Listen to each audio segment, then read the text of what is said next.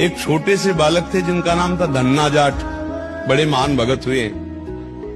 उनको परिवार की मां ले गई कथा सुनाने, तो कथा में कह रहे थे बिना भगवान का भोग लगाए जो खाता है वो पाप खाता है, भगवान की सेवा करनी चाहिए।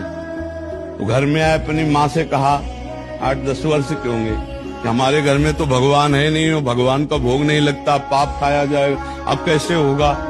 तो कथा का आखिरी दिन था, तो पंडित जी के पास गए, कहा कथा आपने सुनाया कि बिना भगवान का भोग लगाए नहीं खाना चाहिए, भगवान हमारे यहाँ तो भगवान है नहीं, तो आप भगवान दे दो। तो उन्होंने देखा कि बच्चा है, तो उन्होंने कहा देखो कथा समाप्त होगी तब भगवान दे देंगे। अब वो दूसरे दिन जब जाने लगे तो उनके पीछे चले, भगवान दे दो गुरुजी आप कह रहे थे।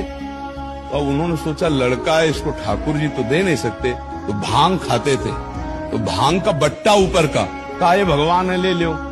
पूरी कथा बड़ी, तो उनका कैसे सेवा करेंगे, तो बोले नहा के नहा देना और पवा के पा लेना, बस इतनी सेवा।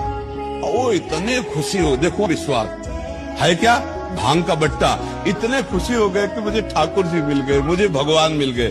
घर में गए, नहाया और ठाकुर जी को ना, वही मतलब भांग के बट्टा को ना, और बाजरे की रोटी गरीब आदमी सामने रखा, पाओ प्रभु। वहां प्रभु कहाँ, एक दिन हो गया, तो उन्होंने सोचा हमारे पास कुछ है नहीं, लगता पंडित जी के पास खीर पुआ सब सामग्री थी तो ठाकुर जी पाते, वो बिल्कुल ठाकुर जी मान रहे।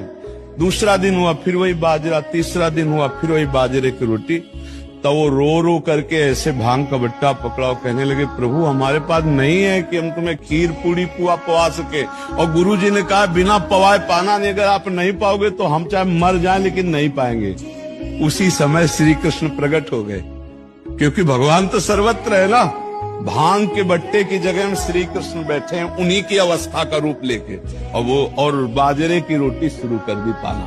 तो बोले देखो तुम कितने निर्दयी हो, 3 दिन से तो हमें भूख लगी है, तो हमारे घर में ज्यादा कुछ है नहीं, 1-2 रोटी माँ बना पाती है, गरीब आदमी, पूरी रोटी तुम नहीं पाओगे, आधी हमें दो आधी तुम पाओ। भगवान ने, और फिर जो लीला का विस्तार हुआ कि धन्ना सेठ हो गए, अपार वैभव